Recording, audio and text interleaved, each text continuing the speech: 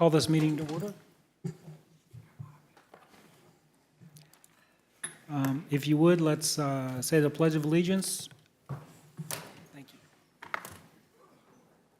pledge allegiance to the flag of the United States of America and to the republic for which it stands, one nation, under God, indivisible, with liberty and justice for all. Madam Clerk, may I have a roll call, please? Fenton. Here. Denham. Here. Cooper. Here. Milton. Here. Rodriguez. Here. Howden. Here. LeBlanc. Here. Your Honor, you have a quorum. Thank you. On our agenda, we have two items. We'll start off with Ted Martin is going to give us an annual performance report for our fire department and the status update on fire department by Fire Chief Ted Martin. You're on. Good afternoon, Mayor and members of the board. I'd like to spend about the next 2 hours bragging about the fire department. Sorry, the administrator said 15 minutes, so the clock is ticking. And I did bring my resident experts with me, the people that make it happen. So if you have lots of questions, I'm going to send them that way because they're the ones that make things happen in the fire department for sure. Do I have control or do you have control?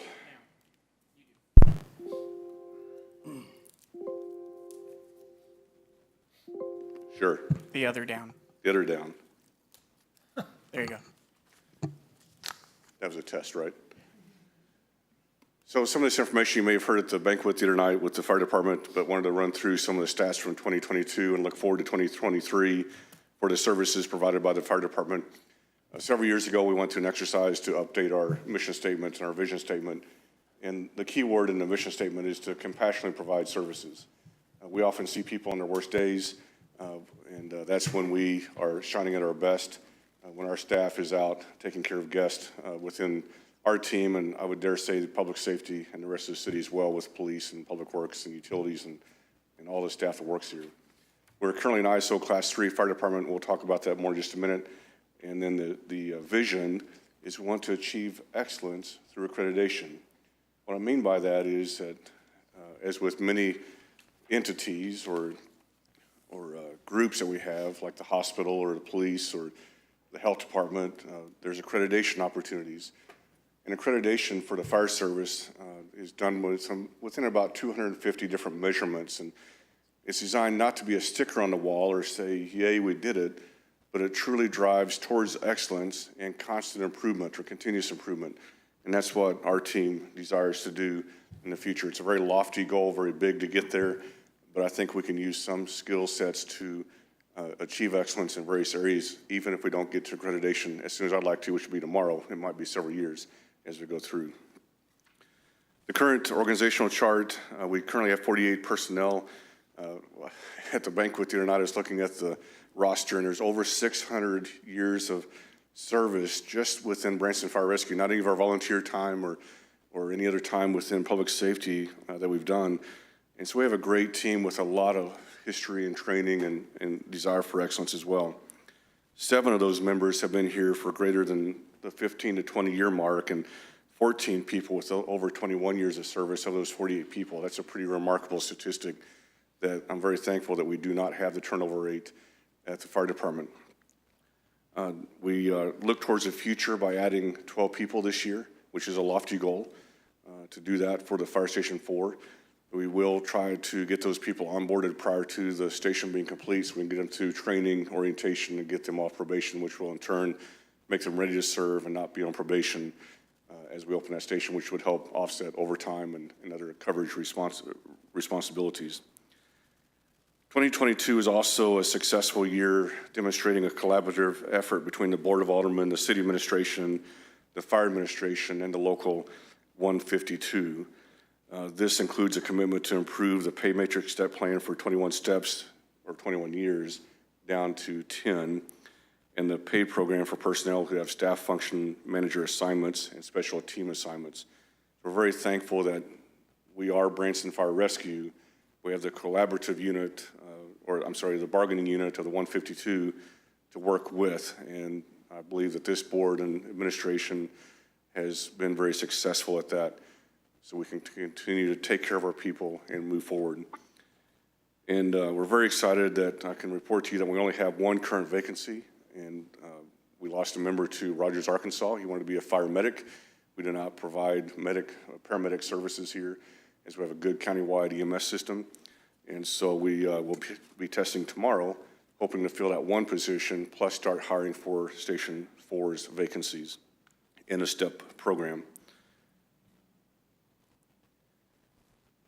Fire Station 1, just a quick brief, is on Highway 76, where we currently have the battalion chief, fire administration offices, our water rescue team, our assets are there from the water rescue team for swift water, and then the Emergency Operations Center. That has slowly grown over time with professional development from really nothing of an EOC to, I'm going to say it's maybe like a teenager, and we look forward to growing with the new police department to have fire administration offices within that building on Gretna Road with even a more professional Emergency Operations Center to support our city in the future. And that last station ran just over 2,000 calls for service last year. Station 2 on the north side of Branson is our ladder truck company station. They also have an asset for part of a decontamination team. It's a collaborative effort between Western Taney County Fire, Branson Police, Branson Fire, Taney County Paramedics, and Taney County Sheriff, all within their disciplines to be a kind of a state and federally funded response team for hazardous materials specific to bad days post 9/11, if you want to put it very briefly in that format. It also has some of the technical rescue equipment there for trench rescue, rope rescue, for example, things that are low incidence but very high risk to our staff in our community. The future of this station is about 28 years old, and it has a lot of brick and mortar issues, drainage issues from the roof line, and we have a capital project this year to do a major rehab of that facility on the exterior, plus some interior remodeling. Station 3 is on the west side on Keeter Street. It houses an engine, reserve engine, the water tender. We have that water tender for areas that might be deficient in water supply, maybe low on hydrants, areas that we might have annexed into that might be in Water District 3 or Missouri American Water, is that right? Proper term. And the future of that facility is roof repairs, concrete drive replacement, and mold mitigation, some issues that we found just in the last couple weeks inside the fire station. But again, at 25 or 26 years old, we're starting to see it's time to start rehabbing these buildings. Even though they really look good from a distance, there are things to continuously work on to maintain that infrastructure. And of course, we look forward to Station 4 down off of Champaign Boulevard, where we intend on building a 3-bay fire station, very similar to 2 and 3. We would house 4 people per day or 12 employees total on the 24-hour shift. And with this, we hope that we will be able to use enough data to drive our ISO rating from the current 3 down to a 2. When we first started here, we were an ISO 6. And of course, that rating is a 1 to 10. 10 means you have no fire protection. 9's a little bit, probably virtually nothing, and then it starts working its way down. There are very, very few ISO Class 1s. There's a handful of ISO Class 2s, and we're kind of in the champion side of a 3. Then most fire departments are 4s and 5s typically. So we're very thankful to be at a 3, and that's because of manpower, the water supply. If you go back to our utilities department, those things all start adding up. The training programs, we score 100% in training, for example, in the resources that Chief Novak leads within that division of the fire department. One quick update, I spoke with the engineer firm and the architect this morning. We went through the bid process for the first round of the fire station design. It came back about $1 million high out of budget. They have reworked the facility, cutting some square footage, also some outside infrastructure, if you will, water detention pond that could be eliminated, some concrete, retaining walls, roof line structure changes. We hope that based on the conversation with the architect this morning, we're hoping to be substantially lower under that budget. I say that very cautiously in today's world, but we're doing what we can to get it at or below the current budget to be able to get it started soon and improve our services to the south. Excuse me, Ted, what's the approximate timeline on that? 2 weeks. That's a bad answer in the fire department. The architect believes that everything should be submitted this week to CitizenServe. Then our internal teams will be reviewing. Once we get the permit green lighted, then we'll be able to go out to bid. I would assume that the review would be done next week or the following. Then will be a 30-day window for bids with the construction firms. So I would hope that within the next 6 weeks, we are back in front of you with progress. And breaking ground? As soon as we come back to you then and get the approval to move forward based on the amount or the financial amount, So then we'll this set a summer? groundbreaking. I would hope, June, July? I would hope. The Okay. administrator has called me 3 days in a row, so I know that the priority is present to, that the support is present to move forward. And we've tried we're excited to move forward with that as well. I'm speaking for Dick Gass. Yeah, exactly. You took words out of my mouth. So Dick Gass would be, I should have called him to be a cheerleader out here this afternoon. So we work in the 5 operating divisions with administration. The second is operations. The meat of who our team is. They last year averaged over 18 calls for service per day when we hit right at 6,000 calls, which is a huge number for the size of our department. They rocked it this past year. The busiest day of the week is on Saturdays, as you can imagine, with the tourism industry, and the busiest time of day is 2 o'clock in the afternoon. Very thankful that in last year's stats and data, there were no civilian injuries. That's something we strive for.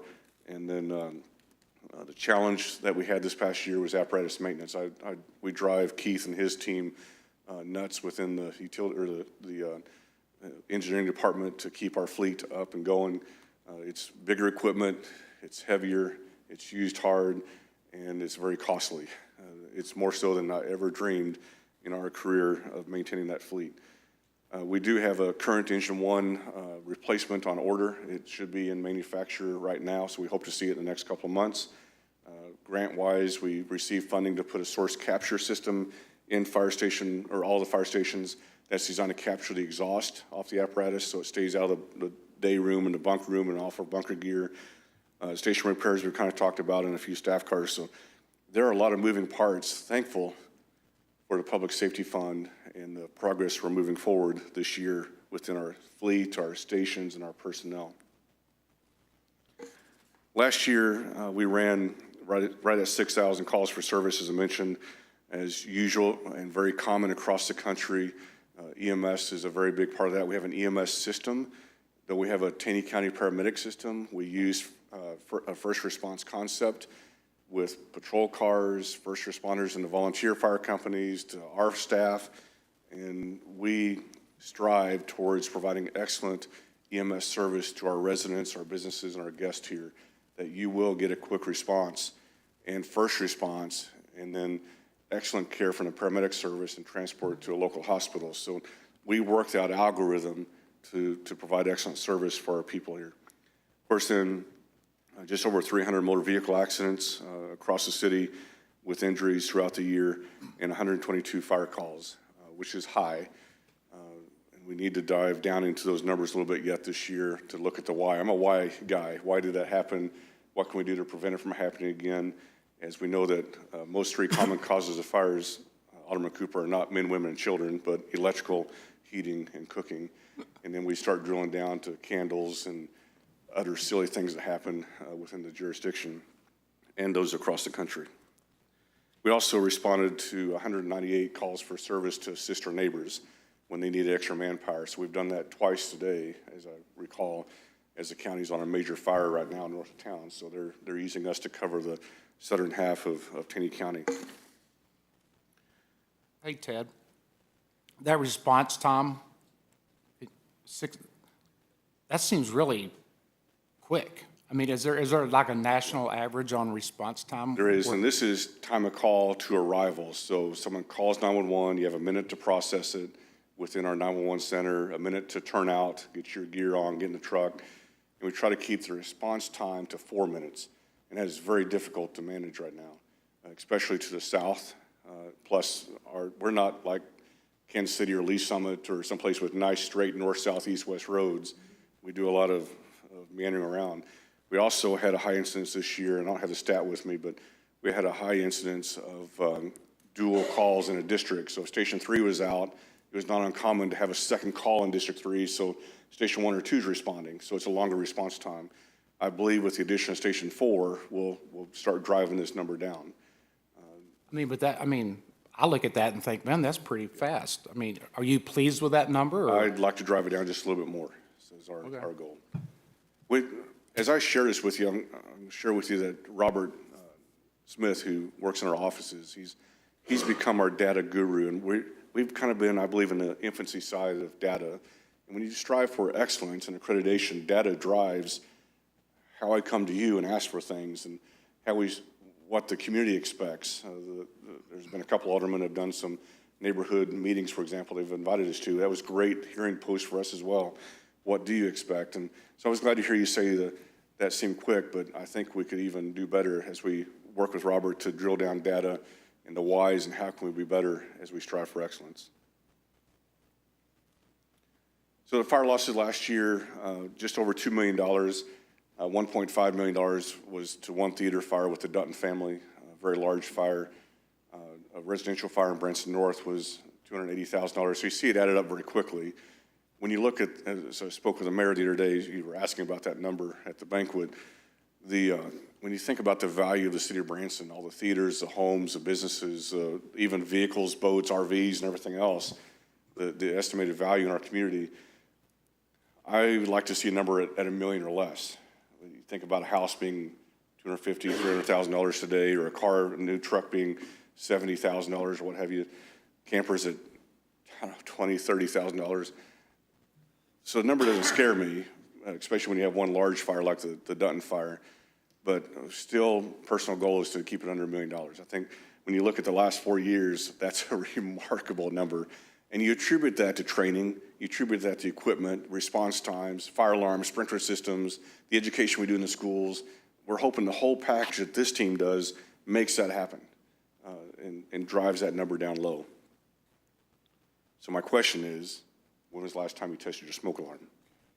That's a huge life safety factor for us in our community. The Safety and Training Division last year, the 40 some firefighters accumulated over 11,000 hours of training to sharpen existing skills, to learn new skills, to strive towards excellence. And Division Chief Novak leads that division. He champions that locally. We have people within that team, including Chief Novak, that teach locally, regionally, at state level. And Mike is also a FEMA Region 7 director for the National Fallen Firefighters Foundation. So we have a lot of engagement with our team, even at the state and federal level here. So that's 318 hours per person that they achieved, and they're required to have 240 hours minimum of training per year. So that's pretty remarkable that everybody's well over that number each year. They are certification hungry to be striving towards that excellence. You can see some examples on the screen of what they've done throughout the year. And over 100 citizens learn community-oriented CPR, hands-only CPR. And part of that EMS system, we're all teaching that hands-only CPR concept now and trying to see that records show we've gone from a single-digit save rate to almost a double-digit save rate in the 20 to 30%. Does that sound accurate, Chief? Or 33% save rate on cardiac arrest. When I first became a paramedic and worked for TCAD, we didn't see 33 a year that survived. So that's a huge, huge initiative that we've done together collaboratively across Taney County to make that happen. So we want to continue to work on a records management system. We need to improve our training facilities in the future as we strive towards that excellence.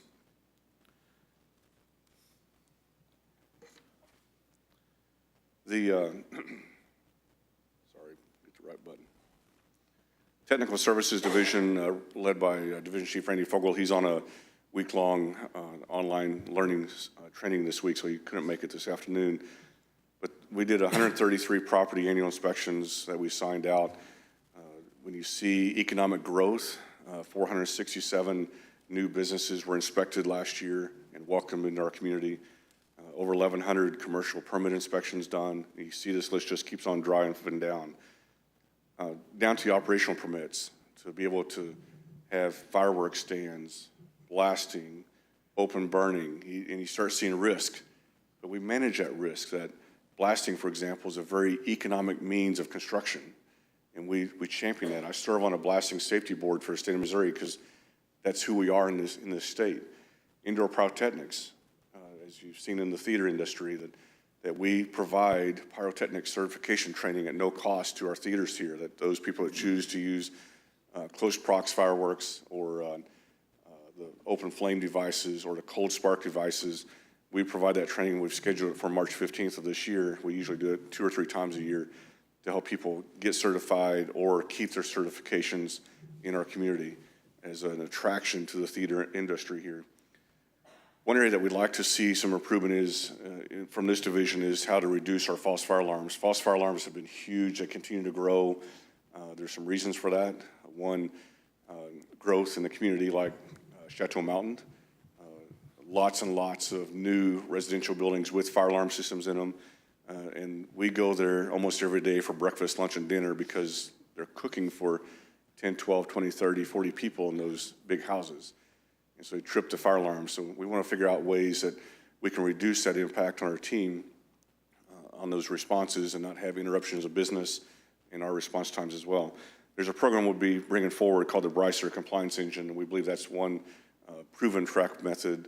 It costs the city nothing to use that system that it confirms that fire alarms and sprinkler systems, backflow devices, Ansel systems, and cooking systems are all compliant, operational, and ready to do what they're called to do. There are also the fire and life safety programs for area businesses, civic organizations, schools. We love being in the schools. We love being called to your businesses as we can help, no matter what the demographics are, we can present a program to meet a specific business, whether it be at the paddle wheel or at a theater or in a business office. We can make that fire safety training fit that group and help reduce risk in the community, teaching about sprinklers and fire alarms and how to hands-on use a portable fire extinguisher. Those are things that we can do each year at no cost as well. One area that I didn't put a particular slide up for, but was also emergency management. We have that as kind of a dual role in the fire department. We currently operate 23 outdoor warning sirens in the city. We've replaced 2 this past year from a grant fund from the state of Missouri. We're replacing 1 here in about the next 30 days, and we're actually going to relocate it off of Hensley Street down to the south end of the convention center. And we believe we'll have better coverage to do the south end of landing, the new addition to the campground, and then that downtown area along Hensley and by the convention center as well. So we're excited about that. And it's all grant funded. Post Ride the Duck incident, we received some donation to install weather stations. Those weather stations have been placed around Table Rock Lake on the west side and to this side of the lake so that we can see weather as it approaches. When we're working a weather incident, we have a subscription-based radar. We're in communication with outdoor venues like the track or Whitewater or Branson schools, giving them updated information so they can make decisions what to do on their properties. Those weather stations are live and open to the public, and so they can get them on a smartphone app on their phones, for example. And those are located at Station 1, Station 2, the Recplex, Branson High School, Reed Spring High School, Blue Eye High School, Shell Knob, and we hope to put a few more up yet this year. So beyond that, we do the planning, the local emergency operations plan, the EOC plan, the state hazard mitigation plan, which is mandated for us to do as a city every 5 years so that we're grant compliant. That hazard mitigation plan helps this guy build the wall by grant funds. So those are things that we work collaboratively across the different departments to make things like that happen. So the pictures, this is our team, and they are, my phrase, fully involved in their work, in their community, and with their family. Things that have been accomplished this past year, the post-incident with the mountain coaster. Our team took ownership of that, and it was a long extrication to get that young boy out. And so they built these man-and-machine kits, is what they call it. What they're all emergency partners in the Taney County region, the sheriff and the ambulance and the fire departments and fire districts that if incident happens in a school, or someone runs into a parade route, or runs into a building, or whatever the craziness of today's world is, we know it's going to exhaust our resources. And we have to be able to be prepared to work together, and that's one thing that these partners have done very well. Every deputy, every police officer in Branson, all the Branson firefighters, we have to continually keep our neighboring fire jurisdictions up to date with, as new volunteers come on board, but that training happens upwards of 6 to 10 times a year, which has been great to see as well. All of our staff are engaged. It's not me doing it. It's not just these guys doing it, but our staff is engaged in research, and they have staff function assignments that someone takes care of our fire hose, and someone researches bunker gear, and someone takes care of some resources with small engines, and they just manage those budgets. They prepare them for us to review. They show us the need. They show us the products, and they get to manage that budget. So it's almost a step towards moving up in the future. That is, some of us may retire in the future, and that we've got a good succession plan internally to take care of all these positions. They're engaged, as I mentioned, at state, local, and federal levels, and I wrote down all these acronyms. So MOCHIEFs, IFC, IFF, Mizzou, Fire Rescue Training, the Center for Public Safety Excellence, Professional Fire and Fraud, Division of Fire Safety, National Guard, Federal DMAT, Missouri Task Force 1, and so much more that our staff support the initiatives at a local, state, regional, and federal level. So that's just a quick snapshot of your fire department this year, kind of what we're looking forward to in 23, and actually looking forward to ahead. We have a planning meeting set in about 2 weeks, where we'll spend the day with the chiefs and just keep looking through our city strategic plan, current initiatives as we move forward to serve the best we can. So with that, any questions? I'll bring them all up. Questions, comments from the board?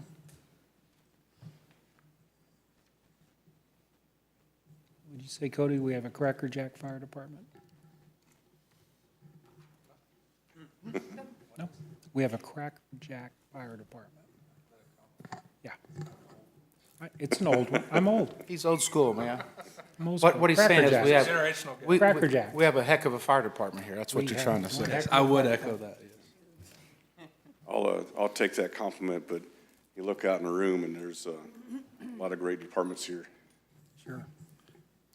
Ted, I appreciate it. Our community's very proud. I know this board is proud. Those stats are phenomenal. We'll do our side. You keep doing your side. Thank you. Thank you, Ted. Next, we'll get a presentation on the community water fluoridation given by utilities. Mr. Mayor, What- before Kendall begins, can I just do a quick introductory Sure. comment? Thank you so much. I just wanted to make it really clear what the intention of this gathering is today, to give you all some background information. Kendall had approached me regarding a potential grant that they wanted to apply for, his department, for $50,000 that would go towards replenishing or replacing required fluoridation equipment.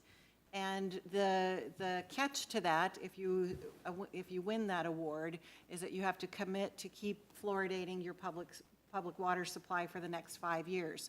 So given that backside catch, I wanted to make sure you all had at least some information before we embark on that effort.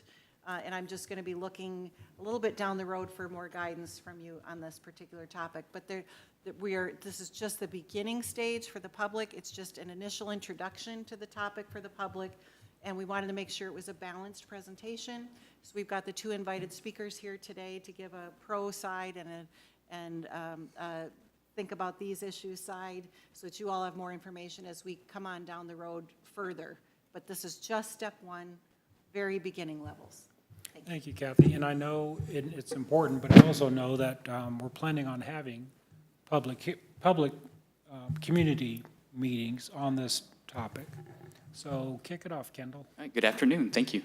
Again, to reiterate, the Utilities Department was reached out to by the Department of Health and Senior Services to discuss our 2022 fluoride results. We had a little bit of discrepancies between our testing results and Department of Natural Resources results, which I have a slide up I'll share with you in a minute. But through that conversation, it was brought to light that there's some opportunities for grant funding. And so obviously, we've got some equipment that we need to replace. And again, as Kathy said, it came with some stipulations. So bringing this presentation to you, and I've got a couple special guests. We have Gwen Sullentrup with the Community Water Fluoridation Coordinator of the Department of Health and Senior Services who's with us. And then also we have Dr. Bo Bandy to bring, he's, I believe, right here in the third row, to discuss as well. So real quick, see if I can operate this. There we go. So I wanted to, on my side, I just want to explain to you our, give you a recap of our operational costs when it takes to fluoridate our system. So we have an annual cost of approximately around $85,000. That includes our labor and the cost of the chemical. Our future replacement cost, we have chemical feed pumps and testing meters and some electrical and some doors and tanks and things that need to be replaced. Some of it is due to the caustic nature of the chemical. It wears out components, and that we have to look forward to replacing those. So we have roughly around $60,000 or so of future capital equipment replacement as well. And then as far as I reached out to staff to discuss fluoridation of the system, and obviously there's always concern with safety with staff. We have to take great measures to use proper PPE and when working with the chemical. It takes special gear to handle it. It's very caustic in nature, very corrosive. Have to have adequate ventilation, and proper measures have to be taken in order to fluoridate. We're capable. Our staff are very capable of handling this, but there is obviously precautions that have to take place as well. We've got equipment that degrades on a regular basis. We have, again, future equipment and operational updates. And one thing we always want to be mindful of is where we're putting funds towards, right? We have some operational cost here. We also have to look out for future costs that could come about through other regulations and future treatment issues that we may have to face.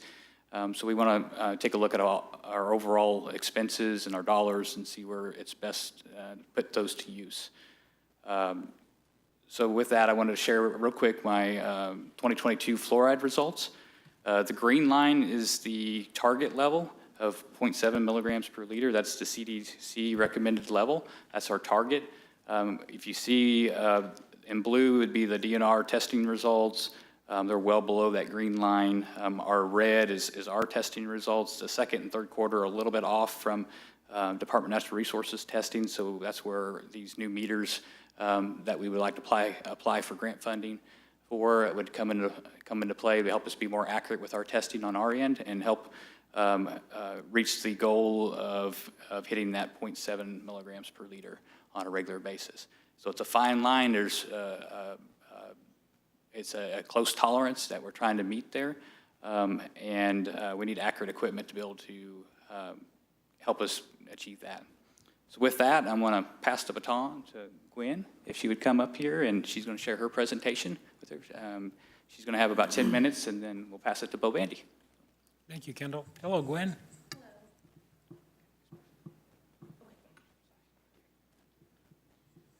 Thank you guys for having me today. I appreciate the opportunity. So this is a presentation that we just kind of, I apologize. This is a presentation that we kind of just keep on hand.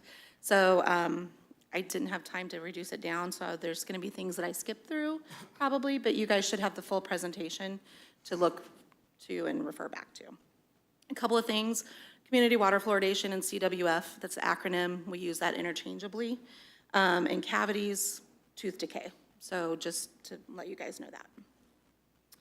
So what is community water fluoridation? It's the adjustment of natural fluoride levels in the water supply to a recommended range that's been recommended by the Public Health Service and with the CDC. And that range is 0.7 milligrams per liter or parts per million. There is a standard operational range that is recommended, which is 0.6 to 1.0. And that's kind of the target range that we would like everybody to be in if they're going to fluoridate. So what does water fluoridation do? Well, it does provide a 25% cavity reduction on top of other fluoridated products that you guys are already using. So your mouthwashes, your fluoride rinses that you may have at the dentist, fluoride varnish applications that kiddos get, your fluoridated toothpaste. If you drink a lot of tea, there's already natural fluoride in there, but this helps above and beyond that. Additionally, it provides it for everyone equally.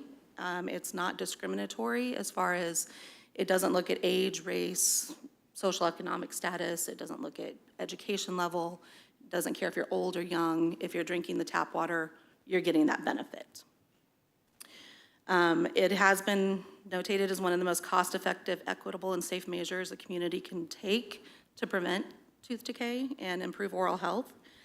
And the average cost savings to a community is about $32 per person per year in avoided dental care. So it may not seem like a lot, but whenever you add that over a population, it becomes quite a bit. So how fluoridation works is when fluoride's in the drinking water, it's absorbed through the body's natural processes, and it has a preventive effect that works in three main ways. It gets absorbed into the plaque in the mouth, and then that plaque is what houses the bacteria to cause decay, so it kind of helps fight at that level. It's also absorbed through ingestion, and it's deposited in both the teeth and the bones, helping make them stronger.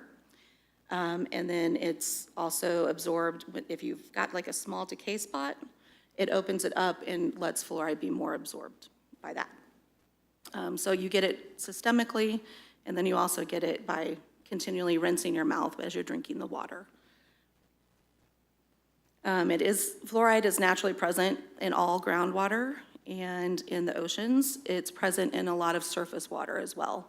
In Missouri, about 0.23 milligrams per liter is the average of natural occurring fluoride. However, we do have several pockets across the state that they are over 1.0 parts per million, just naturally fluoridated.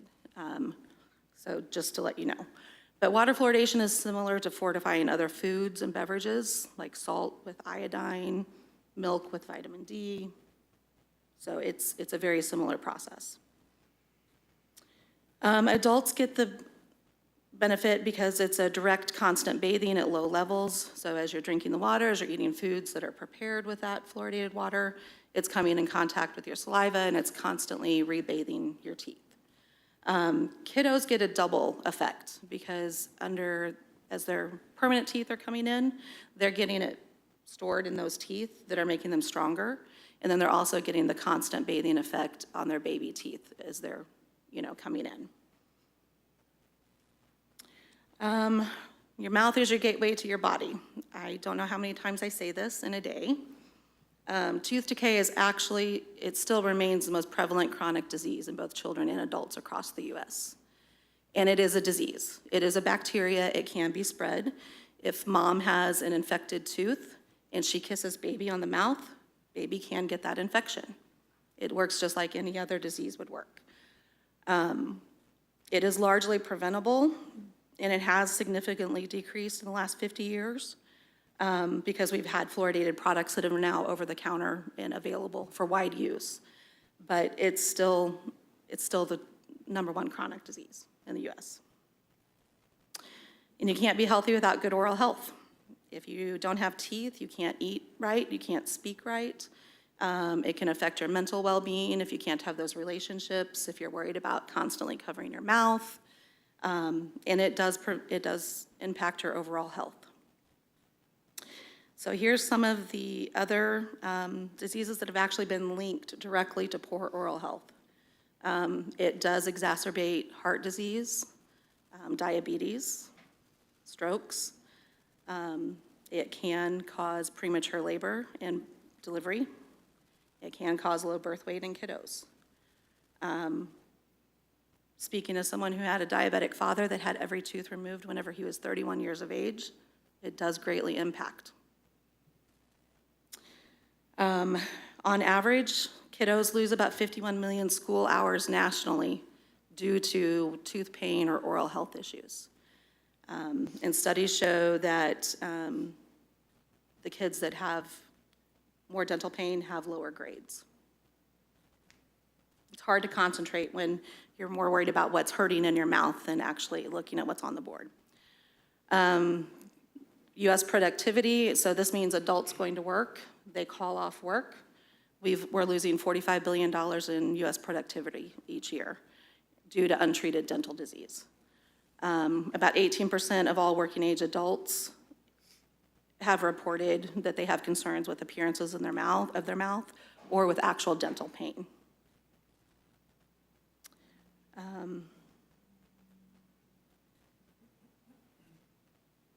So I wanted to talk about a couple of studies that have been done recently. Juneau, Alaska actually stopped fluoridating in the early 2010 range. A study was completed in 2018, and they actually had an increase of 47% of dental caries, of cavities in their kids, specifically among the low-income kiddos.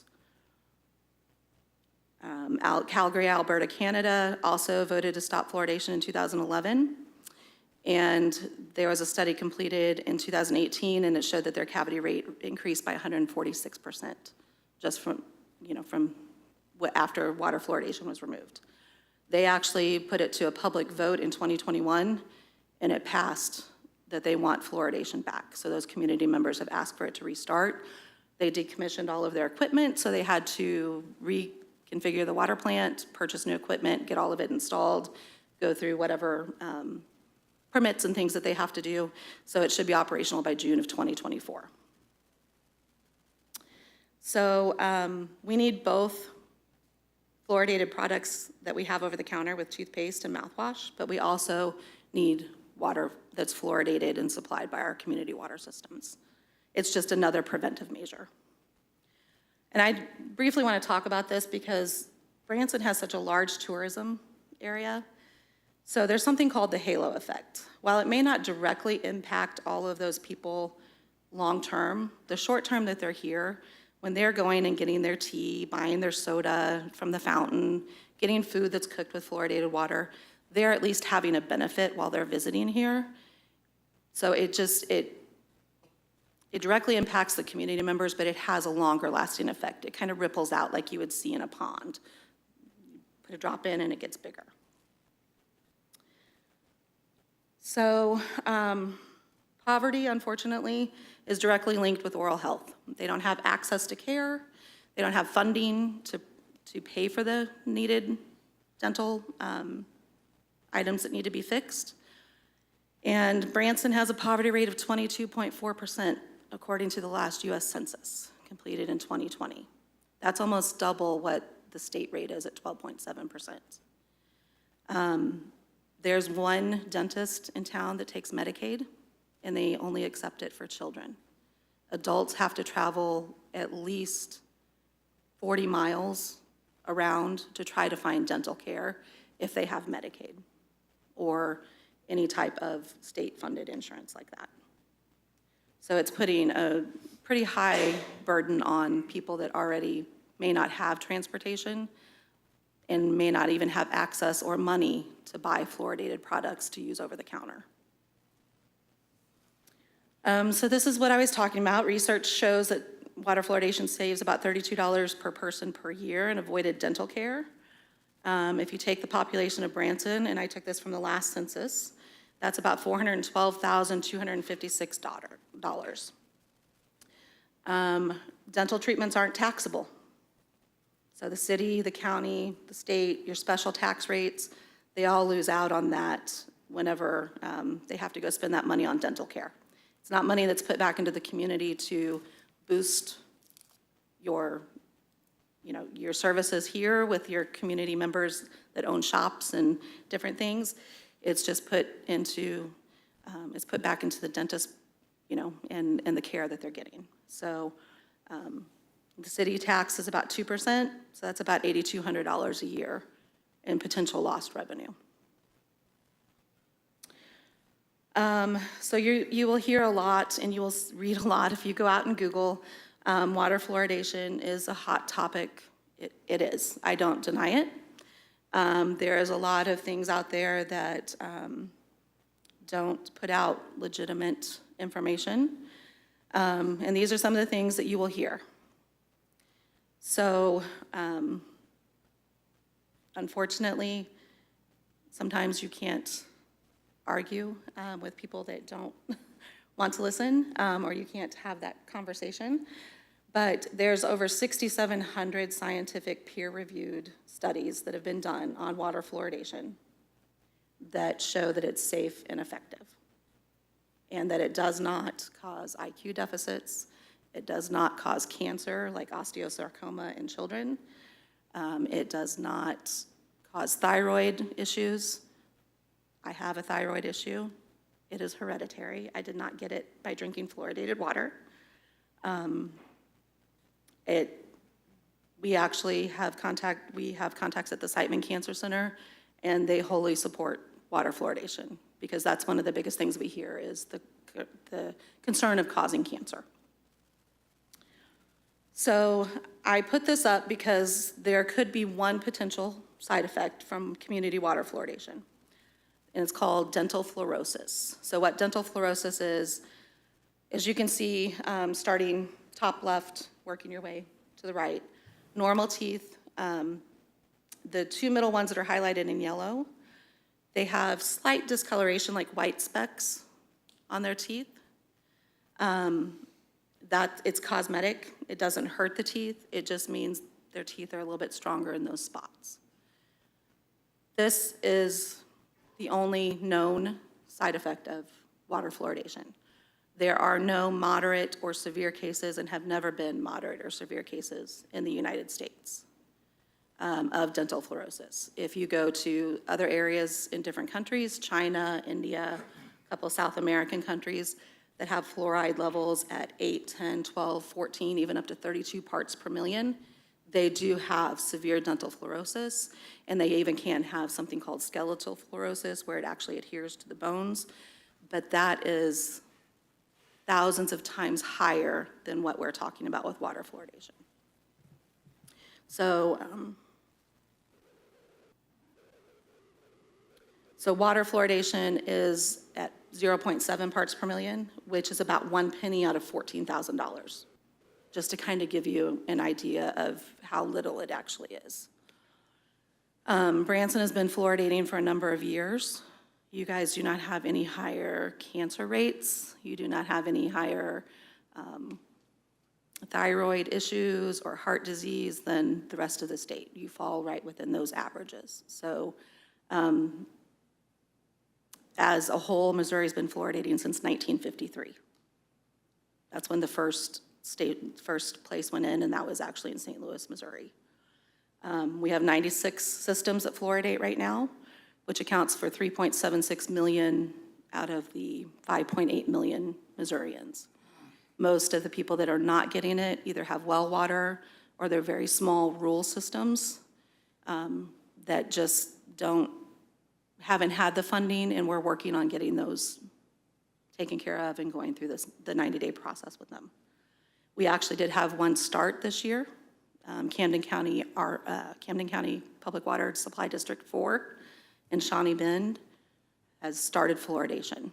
And we're working with Warsaw, Missouri right now and having that conversation with them as well. They're in the 90-day notification process. We have about 5 other systems that are looking at it as well. So I wanted to talk really quickly about the funding. We do have funding available. We've actually already helped about 50 water systems across the state upgrade their equipment. My goal for the water operators is to make sure they're safe. They need to be safe. Branson is a larger system because you guys are a tourist area in the state. You process a lot more gallons than what I see in other systems. I have seen systems that don't have the proper PPE. They're hand siphoning out of totes into another, into a small bucket and doing it that way. There are no fail-safes, in place. Branson has been lucky that you guys have that. You guys have a wonderful water system. So be very proud of it because they do a good job. But when I reached out because of the discrepancies that I was seeing, because you guys are usually right in that operational range without any problems, I would look at those from the public health side of things, not from the regulatory side of things. So I offered grant funding, which could cover fluoridation equipment, pumps, day tanks, bulk tanks, scales, analyzers, testing equipment, testing supplies, and the big one for me is PPE. I want to make sure that they have the proper PPE when they're using the chemical.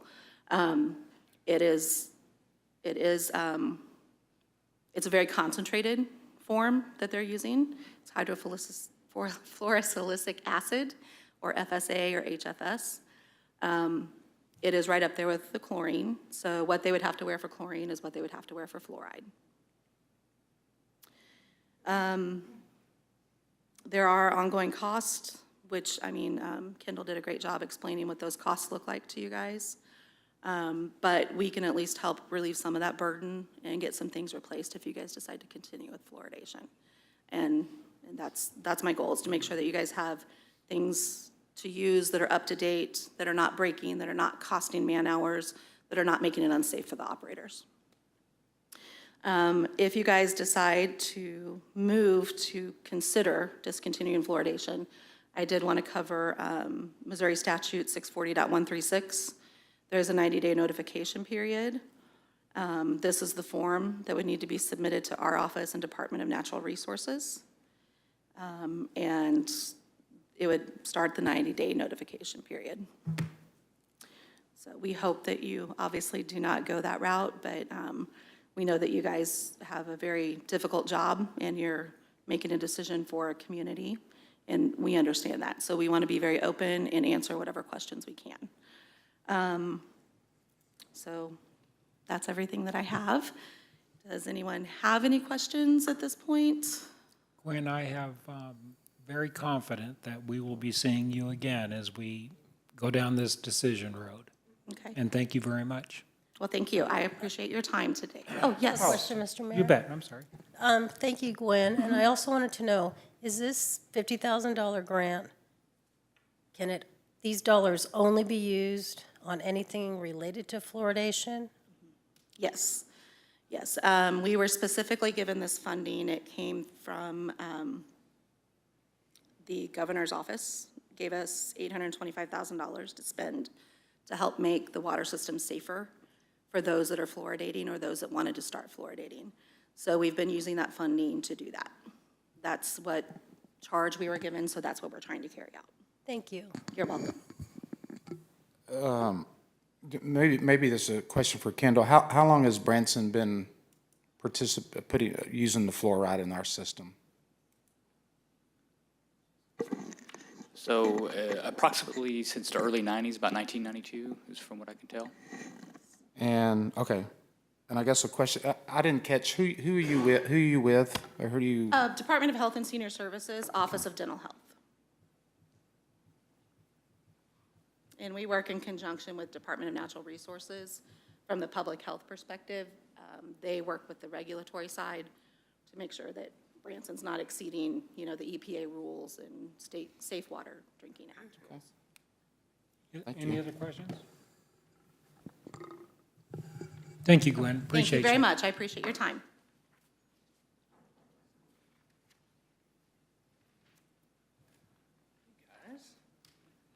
Much friendlier faces than the last time I was in here. I can actually see some faces. It's pretty awesome.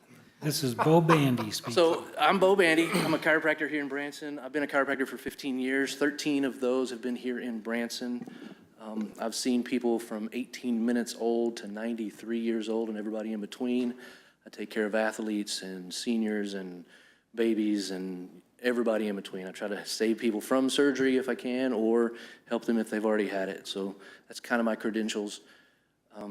I was an EMT before I became a chiropractor. I was in the Navy before that, and so I have fought fires. And so I wanted to thank the firefighters in here because what they do is really cool. So I've got about an hour's worth of stuff that I could talk about, but I'm going to try to squeeze it down into 10. If there's questions if you want to stop me and ask questions, or if you want to wait till the end, that have fluoride in their water, and they take 1,000 kids over here that don't, and then they compare the numbers of cavities, and the number that I found was 68% reduction in cavities. But what they don't take into consideration are the lifestyle of those kids, the affluence of the parents, the education. Are they taught to brush their teeth? Are they living on pasta and processed foods because that's what they can afford, or are they in a household that can buy them meat and vegetables? And so there's a lot of variables that they don't talk about there. I wasn't able to find studies really that show the remineralization of teeth, where they take 1,000 kids and over here and 1,000 kids over here, and everything is the same. The only difference is the fluoride, and then measure it that way. I haven't seen those. Most of those are, like I said, observational studies. Fluoride has some negative effects, and that's what I'm really here to talk about today. And I heard her say that there's no studies that prove that fluoride causes cancer, but there are.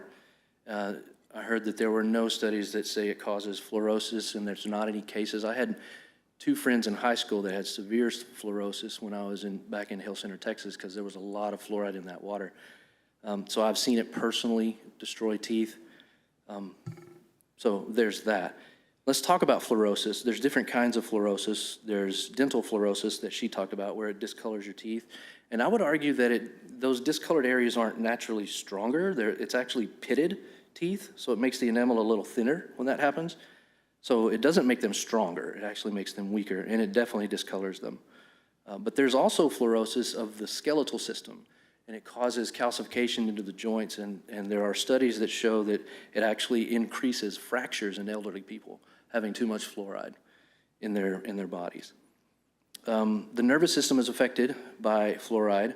Aluminum actually binds to fluoride, and it allows aluminum to bypass your blood-brain barrier, so you end up with aluminum in your brain.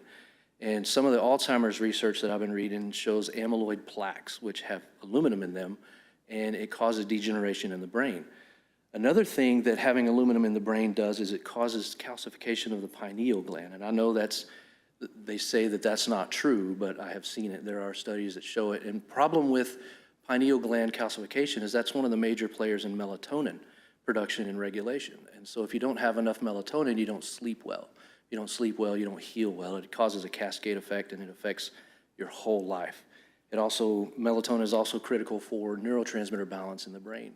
So too much dopamine, too much serotonin, those kind of things. Thyroid is affected by fluoride because of this. Fluoride is actually in the iodine family. Iodine is absolutely necessary for thyroid health. If you don't have enough iodine, you have a sick, dysfunctioning thyroid. Well, fluoride actually displaces iodine in the thyroid, and it can lead to all kinds of thyroid problems. Brain fog, memory loss, lack of focus, depression, anxiety, things like that.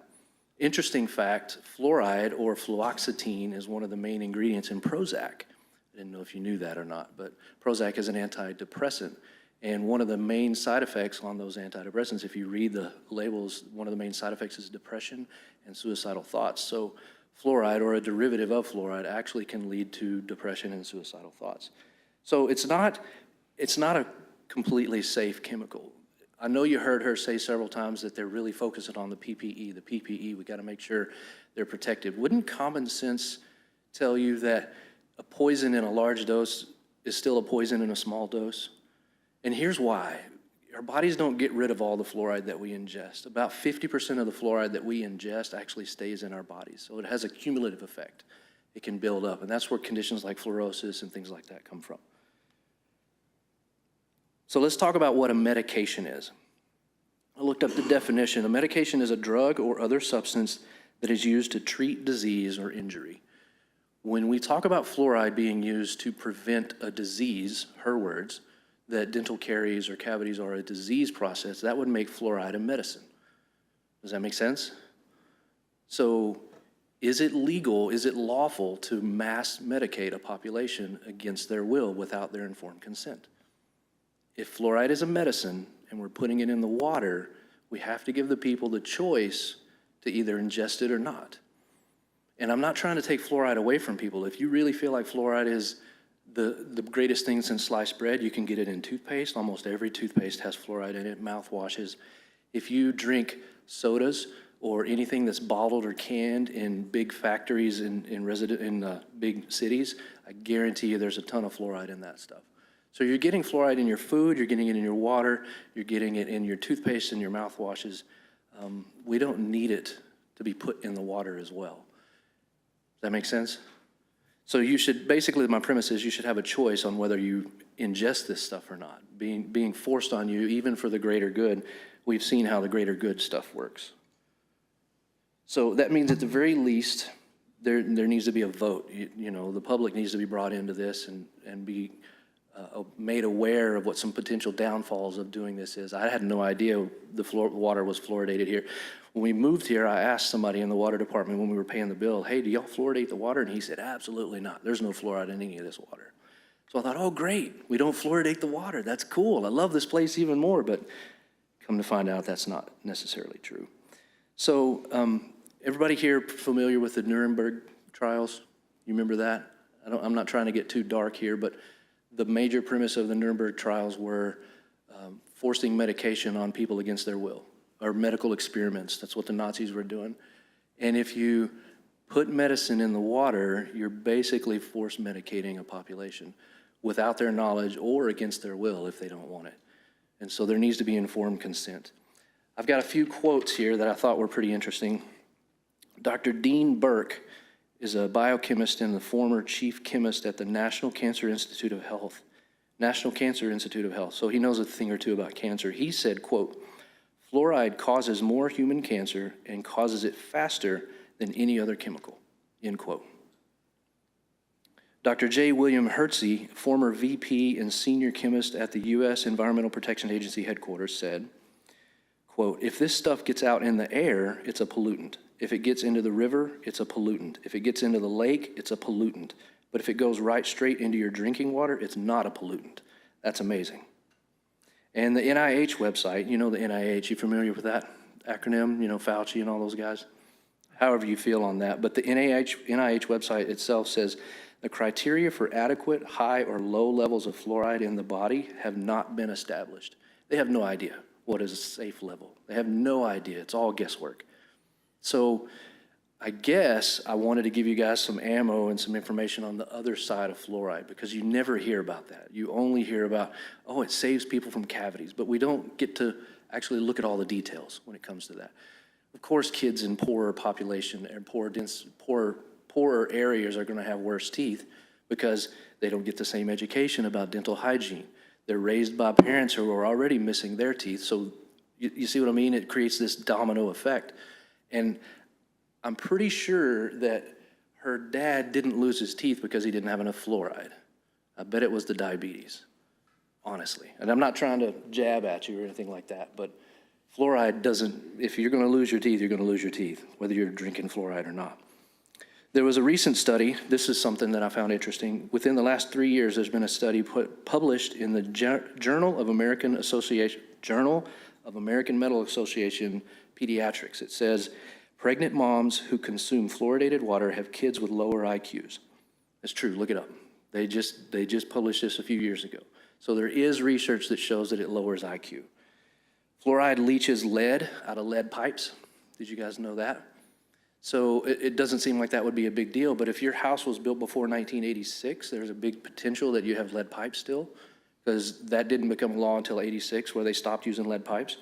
And it leaches lead out to the level of increasing the amount of lead in your water by 9 times. And we know that lead's bad for us, right? We do know that. You're not supposed to consume lead. Fluoride is one of the main ingredients in Prozac, already covered that. If you look up sodium fluoride, if you look up fluoride in general on the MSDS website, it labels it as a poison. And I'm here to tell you, a poison at any level is a poison at all levels, especially if it builds up in your body. And then there was another study that I read that showed giving fluoride treatments to male rats led to bone cancer. So there is a study that correlates fluoride to bone cancer. It's out there. You just have to look a lot harder for it because they don't really want you to know that kind of stuff. So if you have any questions, feel free. If not, I appreciate your time. Thank you for letting me come up in front of you and dole on about things that are not popular. Well, thank you very much. Are there any questions? Cody? I got a lot of questions. Okay? First question, were any dentists, area dentists, pediatricians, was anybody else invited to engage in this discussion? No, this is, again, I just wanted to have an introductory conversation, but as we move along in this conversation, we'll make sure to do that. Yeah, I think that's important because we've got a Absolutely. couple of things here from our local dentists that kind of support this effort. I can tell you, every dentist is My- going to support fluoride. Sure. Every dentist will. They're told to by the ADA. They have to. Okay. No, seriously, they can lose their license if they badmouth fluoride. I know several dentists. So it sounds like, from what I'm hearing from you, fluoride should just not be included at all. It's not necessary in the water supply. There's enough access to it everywhere else. You don't have to. So add what fluoride. level of fluoride are you saying is the adequate amount? Because we saw Whatever's naturally in the groundwater. There's fluoride in all groundwater. She said that. She said it was already at like 0.5 or something like that in the water. So I think she said .23. 0.2, 0.23. something like that. You know, I think you also mentioned it's in food, soda, tea. anything that's processed in a big plant. So is soups. it your position then that all that should be removed as well? Toothpaste? No, my position is you have a choice on whether to eat those things. I use fluoride-free toothpaste. I use a fluoride-free mouthwash. I have a well that we run through reverse osmosis water so that I don't have any chemicals in it. It's personal choice, but that's my point, is it should be a personal choice. Sure. Do you have You any? shouldn't have it forced. Sure, fair enough. Right. Do you have any information, and I'm just, to try to flesh out all the sides here, do you have any information as to what the correct amount is, contrary to what we were presented with first? Fluoride is not necessary for any bodily function in any amount. It's not a necessity, it's not a essential mineral, it's not needed by the body for any metabolic functions. It's added, and it's in groundwater, and mainly the reason it's in groundwater is because groundwater pulls water from everywhere, and there's fluoride all over the place in water supplies already, from cities that are already fluoridating. So it's gonna get in the system. You can't get it out of the system, but you can choose how much you consume is what my point is. Sure. Do you, as an individual, do you normally consume chlorine? No, Okay, but I think Kendall mentioned earlier, our water's treated with chlorine as well, right? right. I'm on a well.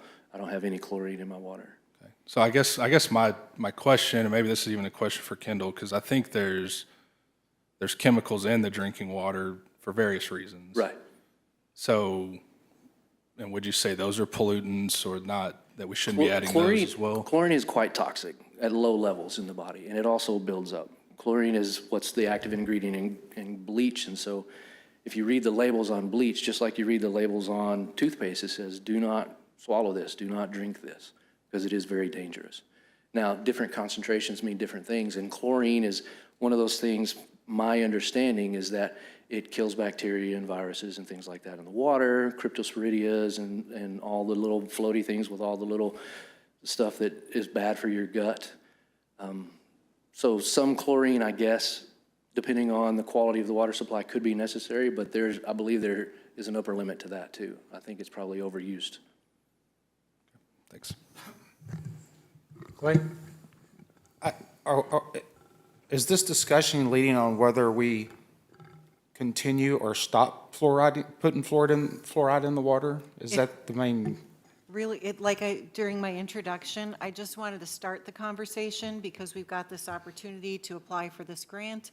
And so I just wanted to open the door to have the conversation. This is just, again, chapter 1, introductory. Right, but I guess what I'm saying is if the grant doesn't come, does that mean the fluoride will stop or? No, doesn't mean that at all. That's a separate conversation. But we do have that we also have that choice as well, Of right? course. Okay, Yep. yeah. Okay. Don't get scared by those numbers that say when people stop fluoridating, then the tooth decay goes up. There's so many other variables involved with that. It's not just the fluoride. Ruth, you had something? Yes. I feel that this is going to be a controversial issue, like we've had controversial issues in the past. And I did write up something that I wanted to read. Won't take too long, because I know that this will come up in the future. So I believe that every citizen and visitor to our community deserves to be provided with facts and freedom of choice when an ordinance is being considered which can affect their health. Public safety is our major responsibility, and requiring the entire city to abide by a specific ordinance requires us to have discussion, which is what we're doing right now, having this discussion. 2 years ago, I and others on this board promised we would fight for transparency and your freedom of choice. 2 years ago, an ordinance was in place that required all of this community to abide by a requirement to wear a face mask. The U.S. Center for Disease Control, the CDC, in their own guidelines stated that face masks during a pandemic are considered a medical device. At the time of adopting the ordinance, not one board member was a licensed medical physician, let alone had the authority to practice medicine without a license on the entire community. Thank God in April, 2 years ago, this ordinance was rescinded. This action allowed each citizen and visitor the freedom of choice to either wear or not wear a face mask. The fluoridation ordinance is very similar to the mask ordinance. Fluoride is a drug which requires a prescription if you're not getting it over the counter in a milder dose. And it's being requested that we consider continuing adding fluoride to city water. This consideration will have an effect on all citizens and visitors, and in my humble opinion, this ordinance supports a prescribing a drug without consent or education. Thank you to our City Administrator, Kathy Stepp, for ensuring that this proposal be placed on the study session so that we can have conversation in the future and we can put this information out so that people can start doing their own research, which is so important. In my research, I found some government and private sector articles. MedlinePlus.gov, according to them, fluoride is considered a medication which requires a prescription. Some of the precautions, side effects, and storage disposals are tell your doctor if you're taking any medicines or if you're currently taking any vitamins. That's odd. Side effects, stains your teeth, stomach pain, vomiting, diarrhea, weakness, tremors, and seizures. Overdose requires you calling a poison control. Harvard Public Health, hsph.harvard.edu. This is a quote, countries that do not fluoridate their water have also seen big drops in the rate of cavities. The title of that study is Fluoridating Drinking Water Safe? Is fluoridated drinking water safe? The Fluoride Action Network in Missouri, I just wanted to update everyone on the communities in Missouri that have rejected fluoride. Warsaw, 2015. Sullivan, 2015. Carl Junction, 2015. Waynesville, 2014. Buffalo, 2014. Forsyth, 2013. Smithville, 2013. Peevely, I don't know if that's how you pronounce it, 2012. Bolivar, 2012. O'Fallon, 2010, Neosho, 2005, Ozark, 2000, St. Genevieve, 2000, and Washington, 1998.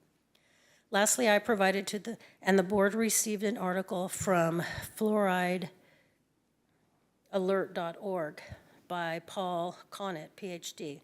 It's called 50 Reasons to Oppose Fluoridation. I'm not going to read them all, but it's the only chemical added to water for the purpose of medical treatment.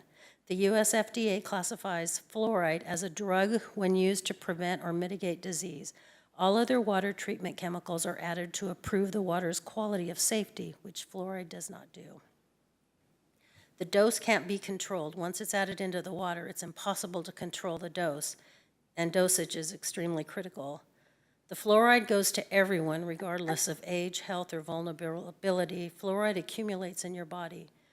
The sad part is children are being overexposed to fluoride. The highest doses of fluoride are going to bottle-fed babies. So when in doubt, leave it out. That's my opinion at this time from my research, because I know that we'll be hearing some more of this in the near future, and I'm going to post these websites on my Alderman page. Thank you. Thank you, Ruth. She said everything I wanted to say. I didn't have time for that stuff. Thank you.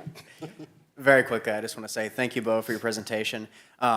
In my opinion, we are bombarded with chemicals every day unless you take significant steps. And even you, quite frankly, as much as you try to get away from it, we still have it flowing through our bodies and that kind of thing. So it's hardly an argument to continue something to suggest that, yeah, we're bombarded by chemicals all the time. Of course, everyone knows that. Right. I think as much as we can limit that is good. And, of course, giving people the option to limit it is even better. So that's just my opinion. Yeah, I'm thinking a vote of the people just makes common sense, and then they can decide to drink it or not. As long as they're educated, that's the key. You have to let them have enough time to be informed about it. That's the informed part of informed consent. They have to at least know both sides. And just because it's been done a long time doesn't mean it's right. Ralph? Gwen, thank you for your presentation. Bo, thank you for coming in and presenting also. I actually called you and had you come in understanding that we had very similar philosophical views about life and living and things like that. And, you know, personal responsibility is very high in my book. And, you know, I've been kind of privileged to kind of experience the socioeconomic skill on all levels, socioeconomical situations on all levels. You know, I grew up in South Louisiana. My parents were just like lower middle class, just blue collar workers, and never went to the dentist. I've had 2 dentist appointments my entire life. One was going into the military and the other was getting out. I have not one single cavity in my head. Lucky. Except for where the brain is. Wow. My children have been fortunate to have that same experience. And it's very fascinating when you talk about level of education and understanding about things. You know, here I was a kid, grew up in South Louisiana. I didn't know what I didn't know, but now that I know the facts as I've researched on my own and choosing for my kids to live a different lifestyle, are they exposed to things? Absolutely. I'm not naive to think that they're not.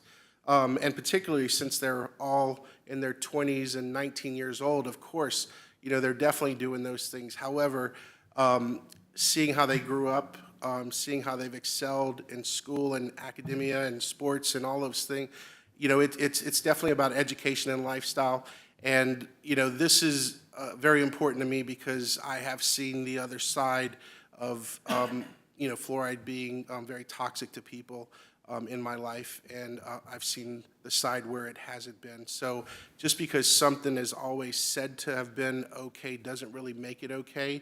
You know, the idea that we're exposed to toxicity, and, you know, toxicity has a titration level, you know, it builds and builds and builds, and you get to this penumbra where everything's okay, but then one more drop of one more toxic thing just creates this cascade of just health issues, and people wake up and they wonder why. We hear that all the time, don't we? Mm-hmm. I was fine yesterday, but I woke up today, and it's because of these toxicity things that we have to look at and really consider and help people to educate themselves.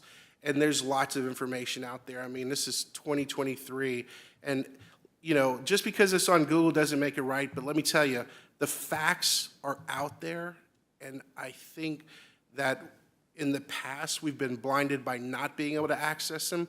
Now we can access them. So now, not only do we know it, but the average person is a whole lot smarter than what they were 10, 12 years ago.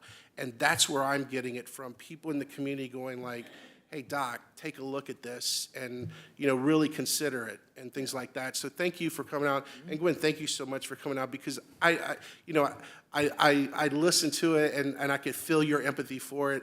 And I understand it because, you know, you're fighting your fight, and we just want what's best for the community, and we're going to come to a great conclusion with more resident input, with more research, and I think everything will be great. So I look forward to seeing both of you again. Thank you so much.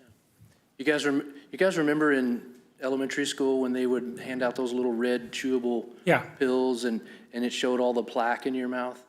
Who's to say that the number of cavities didn't go down because we were educating kids at a young level on how to take care of their teeth? It may not have had anything to do with the fluoride. Because they sent you home with more red tablets and you brush your teeth even Yeah. better. So Remember you wouldn't that? get, yes, absolutely. Remember that? And I love the way those tasted. I remember that. We would dress up as giant teeth, and somebody was the toothbrush. I mean, the ADA went hardcore on education when we were kids. And who's to say that's not what decreased the cavity numbers? I mean, I'm just saying. Bo, I truly appreciate you coming in. Gwen, thank you so much. We'll continue this conversation. Kendall, did you want to wrap up? Yes, just real quick. As my understanding as far as the grant opportunity, I just want you to be aware and transparent that it's something that if we proceed with going to a 90-day notification process, That was, put us past the June 1st deadline for the grant.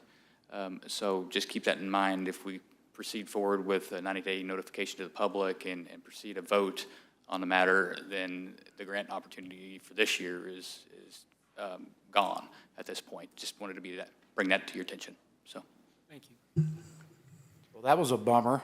Yeah. Thanks for that closing statement. Kendall's always got good news. Well, in the interest of time, I would entertain a motion to adjourn the study session. So moved. Second.